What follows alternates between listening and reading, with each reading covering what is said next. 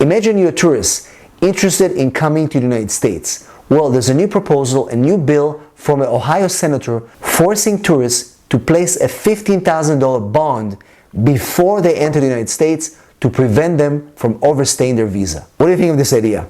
Is that a good one or a bad one?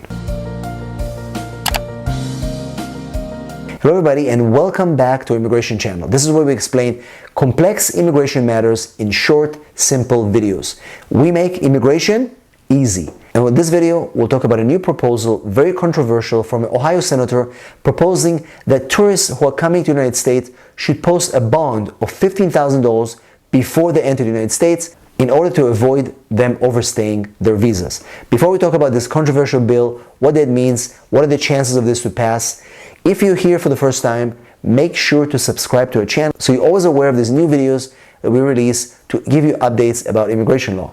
And also, give us a big like so YouTube will be able to show this video to more people just like you. And finally, if you need help with your immigration matter, all you have to do is send me a text, 619-483-4549. So Senator J.D. Vance of Ohio proposed a very controversial bill a few weeks ago. This bill is designed to stop the overstay of people on their tourist visas or any other non-immigrant visas. Now, if this proposal is going to be implemented, if this bill is going to pass and eventually become law, it's going to make it very difficult for tourists to enter the United States or even want to come here.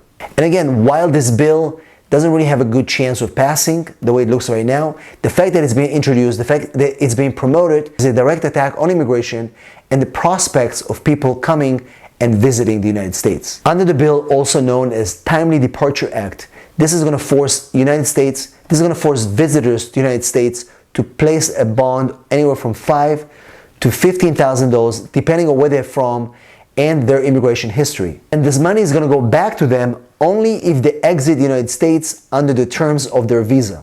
Under this policy that is not just limited to tourists, it will require people who come on visitor visas, student visas, crew members, religious workers, and people that work in the airlines to place that bond and eventually get it back upon their departure. Again, this bill is pretty illogical because it also requires a lot of these crew members, airline personnel, to place these bonds every time they enter and exit the United States. Imagine how many airlines are going to cancel their interest to work in the United States because of the burden it's going to cause their crew members. And also for a lot of people that are considered visiting the United States, spending money here, sending their kids to study here, it's going to be very insulting and maybe even frustrating for people to post these bonds, not even knowing how and when they're going to be able to get them back. And the biggest issue with this bill is that it looks like they're going to be signaling certain countries, specifically countries like Nigeria and India and the Philippines, where they have a high rate of denials of visas in the first place, but also a very large number of immigrants that typically overstay visas from those particular countries. They're going to start targeting those countries and placing higher bonds on them versus immigrants who come here from European countries or countries with a very low level of overstay. And again, that's going to create a controversy because now they're going to be singling immigrants, dividing. There's going to be a lot of bias and hatred. And again, I don't think this bill is going to pass, but again, the fact that it's even introduced, the fact that it's even a conversation about it, the fact that I'm talking about it because I think it's important for people to understand how complicated our immigration system right now. Yes, people overstay their visas, but how many people actually respect the laws and leave every year on time? The fact is that more and more people actually respect their visas, leave on time, as opposed to the people that overstay. Yes, there are people who overstay, and there are many reasons for that, but there are many millions of people that respect their visas, come to the United States just to visit, to study, to work temporarily, and then they return back home.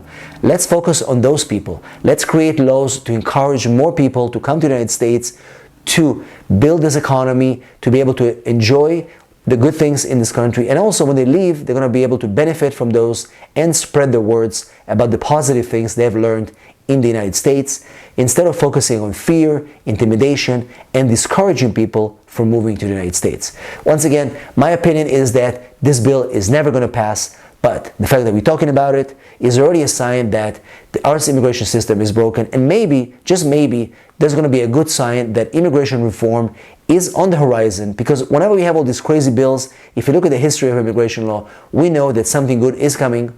It may happen next year, maybe in 2 years, but there should be a solution to help at least 11 million undocumented immigrants that desperately need paperwork, able to come out of the shadows and become members of this society. Once again, hopefully you enjoyed this video. Let me know in the comments what you think. As always, I'll see you at our next video.